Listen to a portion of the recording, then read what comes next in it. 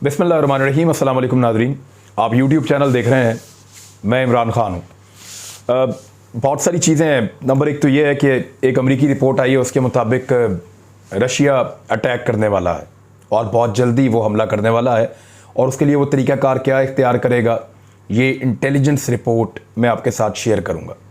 फिर रूस ने कहा कि उसका वाकई सब्र का पैमाना लबरेज हो गया है, यानी अब वो मज़ीद इंतज़ार नहीं कर सकता और ये एक तरह की धमकी है। चाइना ने भी बरतानिया को वार्न किया है कि 007 बनने की कोशिश ना करे। वो उन्होंने क्यों कहा, मैंने आपको 2 दिन पहले एक खबर दी थी, उसके साथ इसको हम जोड़ के देखेंगे तो आपको सारा मामला समझ आ जाएगा। लेकिन उससे पहले मेरे पास से एक और रिपोर्ट है, और ये रिपोर्ट है भारत में मुसलमानों का मुकम्मल सफाया सिर्फ एक कदम दूर है। ये जेनोसाइड वॉच की रिपोर्ट है। ये एक इदारा है और नस्लकुशी के ऊपर 10 मराहिल हैं, इनका नज़रिया पेश किया गया था दुनिया के सामने।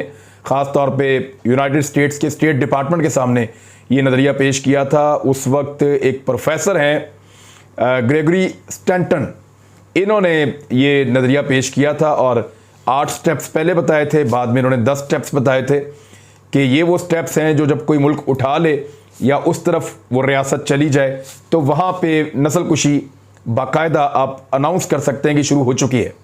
तो उन्होंने कहा भारत इसके बहुत करीब पहुंच गया है, सिर्फ एक कदम दूर है।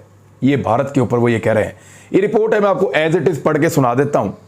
इसमें कोई हेट वाली बात नहीं है, लेकिन एग्जैक्टली ये वही रिपोर्ट है जो जेनोसाइड वॉच ने जारी की है। मैं लफ्ज़ ब लफ्ज़ आपको बता देता हूँ। उन्होंने कहा कि भारत में मुसलमान नस्लकुशी के 8वें मरहले में पहुँच गए हैं। उन्होंने भारत के लिए जेनोसाइड वॉच इमरजेंसी अलर्ट का ऐलान किया है।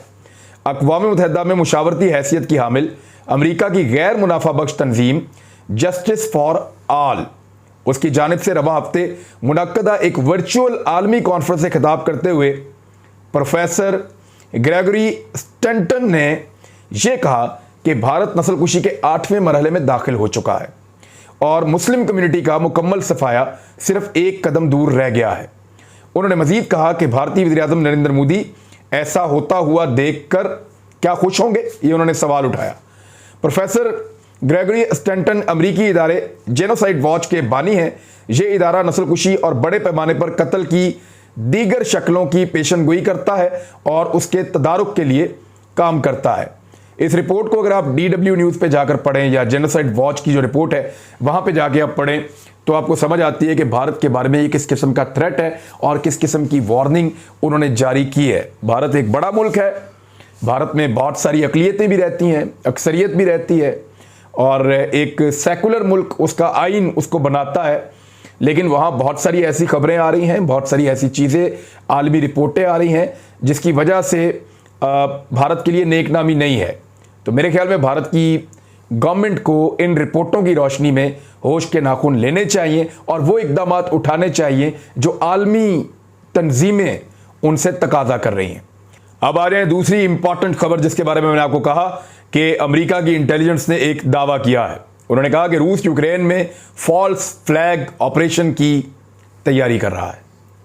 अब ये AP ने इसको रिपोर्ट किया है, एसोसिएटेड प्रेस ने, और वो ये बता रहे हैं कि व्हाइट हाउस की तर्जुमान जैन साकी का कहना है कि इंटेलिजेंस रिपोर्ट्स में सामने आया है कि रूस सोशल मीडिया की एक मुहिम के जरिए यूक्रेन को जारहियत दिखाना चाहता है, जो रूसी हमायत याफ्ता फोर्सेस के खिलाफ मशरकी यूक्रेन में फौरी हमले की तैयारी कर रहा है। उन्होंने इल्ज़ाम आयद करते हुए कहा कि रूस ने शहरी जंग में महारत रखने वाले एजेंट्स को पहले ही इस इलाके की जानिब रवाना कर दिया है। यानी उन्होंने अपने कुछ एजेंट्स हैं रूस के जो माहिर हैं, उनको रवाना किया है, जो शहरी इलाकों में जंग करने के लिए तरबियत याफ्ता हैं। और वो करेंगे क्या? इस रिपोर्ट के मुताबिक जो रूस की प्रॉक्सी फोर्सेस के खिलाफ धमाका खेज मवाद इस्तेमाल करते हुए कार्रवाइयां करेंगे। यानी रशिया का या रशिया के हामियों का कुछ हद तक वो नुकसान करेंगे जानबूझकर। अब ये इस तरह का एलिगेशन है, जिस तरह का हरकत भारत करता है उस तरह की हरकत का इल्ज़ाम अमेरिका रूस पे लगा रहा है। यानी हमने कई दफ़ा बताया कि भारत फॉल्स फ्लैग ऑपरेशन करके और पाकिस्तान के ऊपर एलिगेशन लगाता है और उसके बाद हालात ख़राब हो जाते हैं दोनों मुल्कों का। ऐसा ही इल्ज़ाम ये अब अमेरिका लगा रहा है रशिया के ऊपर। उसका ये कहना है कि रशियंस अपने ऊपर अटैक कर सकते हैं कोई ऐसी कार्रवाई करने के बाद इन कार्रवाइयों का इल्जाम यूक्रेन पर आयद करते हुए रूसी सदर यूक्रेन पर हमले का फैसला कर देंगे। यह है अमेरिकी रिपोर्ट। जेन साकी का मजीद कहना था कि हमें इस बारे में बहुत तशवीश है कि अगर सफारतकारी अपने मकासद हासिल करने में नाकाम रहती है, यानी अमेरिका जो बातचीत कर रहा है रशिया के साथ या मगरबी ममालिक जो बातचीत कर रहे हैं, अगर उसमें नाकामी हो जाती है तो रूसी हुकूमत यूक्रेन पर हमले की तैयारी कर चुकी है, जो इंसानी हकूक़ की बड़े पैमाने पर खिलाफ वर्जियाँ होंगी और जंगी जराइम पर बहुत ज़्यादा इजाफा हो जाएगा। अब क्योंकि रशिया हमला करे तो ये इंसानी हकूक़ की खिलाफ वर्जी है, जंगी जराइम होंगे, कोई और हमला करे तो नहीं होंगे। आपने अफ़गानिस्तान को देखा, इराक़ को देखा, आपने लीबिया को देखा, आपने शाम को देखा, बहुत सारी ऐसी मिसालें हैं जहां पे इंसानी हकूक़ की खिलाफ वर्जियों पर ऐसे आवाज़ नहीं उठाई जाती। उधर पेंटागन के तर्जुमान जान करबी, उन्होंने इन इंटेलिजेंस मालूमात को इंतहाई मोतबर करार दिया है। उन्होंने कहा इनको फेंका नहीं जा सकता, ये जो इंटेलिजेंस की मालूमात हैं ये बहुत हद तक दुरुस्त है। उनका कहना था कि नताइज लोगों के दरमियान होने वाले रवाबित और उनकी नकलो हरकत से अखज़ किए गए हैं। यानी ये जो लोग आपस में बातचीत कर रहे थे, कुछ कॉल ट्रेस हुई हैं, कुछ लोगों ने जो नकलो हरकत की है, कुछ जो फौजें और बंदे मूव किए गए हैं ख़ासतौर पर इंटेलिजेंस के, उससे हमने ये नताइज अखज़ किए हैं कि रूस किसी फॉल्स फ्लैग ऑपरेशन के बाद यूक्रेन के ऊपर हमले का बहाना बनाएगा और फिर रूसी सदर यूक्रेन पे हमले का बाकायदा ऐलान कर देंगे। अमरीकी इंटेलिजेंस की इन मालूमात को मंजर आम पर लाने से कबल अमरीकी इत्तेहादियों के साथ भी शेयर किया गया है। इन मालूमात के मुताबिक रूस का यूक्रेन पर हमला जनवरी के वस्त से फरवरी के वस्त तक, यानी अब जो टाइम शुरू हो गया है 15 जनवरी से लेकर 15 फरवरी तक ये अटैक हो सकता है। और वैसे यूक्रेन ने यह अंदाज़ा लगाया था कि फरवरी के आखिर तक रूस उनके ऊपर हमला कर सकता है। उनको भी ये अंदाज़ा लगभग उनका इसके आसपास का ही है। दूसरी जानिब यूरोपीय ममालिक ने भी यूक्रेन के साथ इजहार यकजहती किया है और यूरोपीय यूनियन की खारजा पॉलिसी के चीफ जोसेफ बोरियल, इनके बारे में आपको पहले भी कई दफ़ा बता चुका हूँ कि जोसेफ बोरियल बहुत इंटेलिजेंट आदमी है और ये जो यूरोपीय यूनियन की वजारत खारजा है उसके वज़ीर खारजा हैं, ये यूरोपीय यूनियन पूरे के वज़ीर खारजा हैं। और इन्होंने अमेरिका और चाइना के बीच में जो बढ़ते हुए ख़राब ताल्लुकात हैं उसके ऊपर भी बड़ी शानदार डिबेट की थी। ये नतीजा निकाला था कि हमें चीन के साथ अमेरिका के कहने पर लड़ाई में नहीं जाना चाहिए, बल्कि हम ये देख रहे हैं कि दुनिया को बड़े लंबे अरसे से अमेरिका उस तरह लीड नहीं कर रहा जिस तरह पहले लीड कर रहा था। तो वो अब चाइना को लेकर एक अलग तरह से सोच रहे हैं। जोसेफ बोरियल उस सोच की इब्तदा के तौर पे देखा जाता है इनको यूरोप में। अब जो रशिया की जानिब से इसका रद्द-ए-अमल है वो बड़ा सख्त है। रूसी वज़ीर ख़ारजा सरगेई लावरोव का कहना है कि मगरिब की वादा खिलाफी से सब्र का पैमाना लबरेज हो रहा है, हम मगरिब के वादों का मज़ीद इंतज़ार नहीं करेंगे। ये एक तरह की धमकी है। मॉस्को में प्रेस कॉन्फ्रेंस से खिताब करते हुए उन्होंने कहा कि नेटो अपनी मर्ज़ी से हर किसी पर डिक्टेट करने की कोशिश कर रहा है, मगर हम जानते हैं कि अपनी सलामती को कैसे यकीनी बनाना है। रूस किसी भी सूरत में अपनी सलामती की हिफाजत करने के काबिल है और वादों का ज़्यादा देर इंतज़ार नहीं करेगा। उन्होंने कहा कि रूस ने यूरोपीय सलामती से मुताल्लिक मुआहदे का मुसवदा पेश करने की कोशिश की थी, मगर उसे गलत समझा गया। मगरबी ममालिक की जानिब से रूस की खुद मुख्तारी पर हमलों को कतई तौर पर नाकाबिल कबूल समझते हैं, क्योंकि रूस ये कहता है कि यूक्रेन में या रूस के करीब जो यूरोपीय ममालिक हैं वहाँ पे नेटो फोर्सेस ना आए, वहाँ पे मगरबी ममालिक का असलहा, मिसाइल, एंटी एयरक्राफ्ट सिस्टम, जो एंटी डिफेंस सिस्टम है, एयर डिफेंस सिस्टम या इस तरह की बाकी चीज़ें यहाँ पे ना लाई जाएं। और रूस ये कहता है कि फ़र्ज़ करें अगर हम मैक्सिको में ले जाके अपने हथियार लगा दें तो अमेरिका को कैसा लगेगा। मैक्सिको अमेरिका का हिस्सा तो नहीं है, लेकिन मैक्सिको अमेरिका के करीब है। अगर वहाँ पे रूस या चाइना ले जाके अपने हथियार नस्ब कर दें तो अमेरिका को बहुत बुरा लगेगा, उसको लगेगा उसकी सिक्योरिटी खतरे में है। इसी तरह रशिया कहता है कि अगर आप इन मुल्कों में लाके हथियार जमा कर लेंगे तो फिर हमें भी ऐसे ही लगेगा कि हम खतरे में हैं, तो हमें गारंटीज दी जाएं।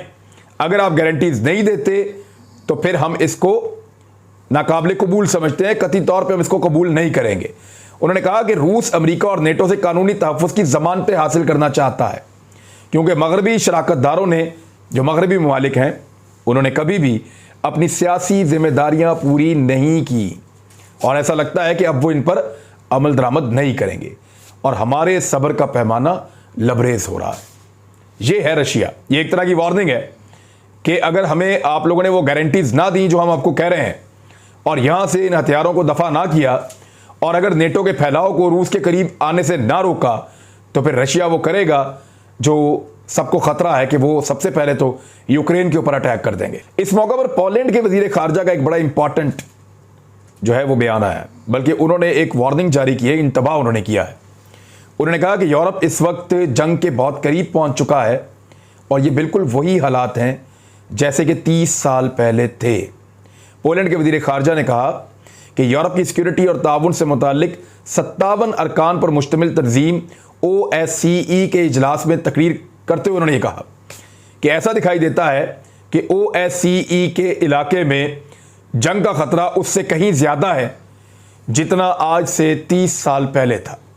दूसरी जानिब अमेरिका की नायब वजीर खारजा वेंडी शर्मेन ने कहा है, ये पाकिस्तान भी आई थी आपको याद होगा, कि रूस और नेटो के दरमियान सरहदी सूरत-ए-हाल पर होने वाले इजलास में ऐसा कोई वायदा नहीं किया गया कि कशीदगी में कमी लाई जाएगी और ना ही ऐसा कोई बयान सामने आया है कि ऐसा नहीं होगा। यानी अमेरिका इसमें अभी तक अपने सारे पत्ते अपने हाथ में रख के बैठा हुआ है। वो रशिया को कोई गारंटी भी नहीं दे रहे और दूसरी तरफ जंग के खदशात का इजहार भी कर रहे हैं और साथ में ये भी कह रहे हैं कि उनका रद्द-ए-अमल बड़ा शदीद होगा। और साथ ही साथ अमेरिका ने इसी दौरान में ईरान के ऊपर बड़ी सख्ती शुरू कर दी है। उन्होंने कहा कि जौहरी मुआहदे के लिए ईरान के पास सिर्फ चंद हफ्ते बाकी हैं। यह अमेरिका का अनाउंसमेंट है। अमेरिकी वज़ीर ख़ारजा एंटनी ब्लिंकन ने अमेरिकी पब्लिक रेडियो स्टेशन NPR को दिए गए एक इंटरव्यू में कहा है कि जौहरी मुआहदे को बचाने के लिए तेहरान के पास अब सिर्फ चंद हफ्ते बाकी हैं और अमेरिका मुज़ाकरात नाकाम होने की सूरत में दूसरे ऑप्शंस पर गौर करेगा। अब ये दूसरे ऑप्शंस कौन से हैं? नंबर 1 तो अमेरिका इसराइल के साथ मिलकर ईरान की जो एटमी तनसीबात हैं उनके ऊपर बड़े शदीद हमले कर सकता है, ईरान के ऊपर पाबंदियां लगा सकता है मज़ीद, और ईरान के लिए दुनिया के अंदर मूव करना और ईरान के लिए अपनी एग्जिस्टेंस के लिए, अपने सर्वाइवल के लिए जो कुछ वो करता है उस सबको मुश्किल बना सकता है अमेरिका। ऐसे में सबसे पहले चाइना खड़ा हो गया ईरान के साथ आकर और ईरान पर अमेरिकी पाबंदियों की सख्त मुखालफत करते हैं। ये ऐलान किया है चीन ने। चीनी वज़ीर ख़ारजा वांग यी ने ईरानी हम मनसब हुसैन आमिर से मुलाकात की है और उन्होंने कहा कि ईरान पर यकतरफा पाबंदियों की हम मुखालफत करते हैं। ईरान की जारी मुश्किलात का जिम्मेदार अमेरिका है और अमेरिका पर हम ये जिम्मेदारी आयद करते हैं, जिसने यकतरफा तौर पर 2015 में किए गए ईरान और आलमी ताकतों के दरमियान जौहरी मुआहदे से खुद को अलहदा कर दिया था। हुआ यह था कि 2015 में ईरान और आलमी ताकतें, जिनमें अमेरिका भी शामिल था, कुछ यूरोपीय ममालिक भी थे, ये एक ऐसे नतीजे पे पहुंच गए थे जहां जौहरी मुआहदा हो रहा था और उसमें कुछ पाबंदियां भी ईरान के ऊपर से उठाई जा रही थी। लेकिन फिर डोनाल्ड ट्रंप आए और उनके सऊदीया के साथ बड़े अच्छे ताल्लुकात थे, इवन इसराइल के साथ भी थे। तो डोनाल्ड ट्रंप ने ईरान के साथ यकतरफा तौर पे ये मुआहदा ख़त्म कर दिया था और उसके बाद ईरान पर पाबंदियां लगा दी थी। तो ईरान तब से लेकर अब तक उन पाबंदियों की जद में है। तो चीन ये कह रहा है कि अमेरिका की गलती से ये हुआ, ईरान को मौका फराहम किया जाए और वो इस बात के हामी हैं कि ईरान के ऊपर जो पाबंदियां लगी हैं उनको ख़त्म किया जाए। ईरान के वज़ीर ख़ारजा के दौरे चीन के दौरान दोनों ममालिक के दरमियान 25 साल के जो मुआहदे हैं, जो तरक्याती मुआहदे हैं जो ईरान और चीन के बीच में होने जा रहे हैं, उनका ऐलान मुतवक्के है। मैंने आपको एक स्टोरी बताई थी कि बरतानिया की एजेंसीज़ ने ये वार्निंग जारी की है कि बरतानिया की पार्लियामेंट में बैठे हुए कुछ लोग चाइना से फंडिंग लेते हैं और चाइना की फंडिंग की वजह से वो उनके लिए जासूसी का काम करते हैं। अब इस पे चीन ने बाकायदा मुकम्मल रद्द-ए-अमल दिया है। ये बड़ी इंटरेस्टिंग लाइन है, मैं आपको सुना देता हूँ पढ़ के, और ये हांगकांग से छपी है। उन्होंने कहा चीन का बरतानिया को जवाब, बरतानवी इल्ज़ामात बहुत ज़्यादा 007 टाइप फिल्में देखने का नतीजा है।